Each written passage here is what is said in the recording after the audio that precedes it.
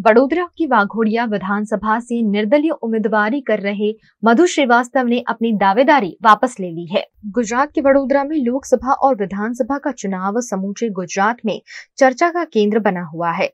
इसी बीच वाघोडिया विधानसभा से निर्दलीय उम्मीदवारी कर रहे मधु श्रीवास्तव ने अपनी दावेदारी वापस ले ली है। निर्दलीय उम्मीदवार मधु श्रीवास्तव कई बार भारतीय जनता पार्टी के लिए ये सीट जीत भी चुके हैं। भारतीय जनता पार्टी ने पिछले 2 बार से उन्हें टिकट नहीं दिया है। ऐसे में उन्होंने अपनी निर्दलीय दावेदारी पेश की थी। मधु श्रीवास्तव ने भाजपा का साथ छोड़ने के बाद कांग्रेस का हाथ थामा था और कांग्रेस से टिकट भी मांगी थी, लेकिन कांग्रेस पार्टी ने भी उन्हें टिकट नहीं दी। इसी बीच निर्दलीय दावेदारी करने वाले पूर्व विधायक मधु श्रीवास्तव और उनकी बेटी नीलम श्रीवास्तव दोनों ने अपनी दावेदारी वापस लेकर कांग्रेस उम्मीदवार का समर्थन किया है।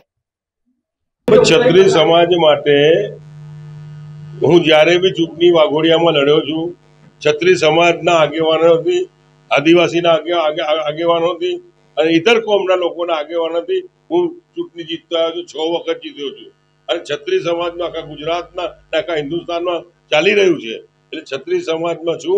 ક્ષત્રિય સમાજમાં અમારી કાસ્ટના સુભાષચંદ્ર બોઝ હતા, અમારી કાસ્ટના સ્વામી વિવેકાનંદ હતા। અમે ક્ષત્રિય સમાજમાં આવીએ છીએ એટલે અમે ક્ષત્રિય સમાજને સપોર્ટ કરીએ છીએ અને કોંગ્રેસને ખુલ્લેઆમ સપોર્ટ કરવાના। વિકાસના કામો તો થવાના છે, એને કોઈ રોકવાનું નથી। વિકાસના કામો પ્રજાના વેરા લઈએ, પ્રજાના ટેક્સ લઈએ, એના આધારે રોડ, પાણી, રસ્તા થાય છે, થશે, થતા રહેશે।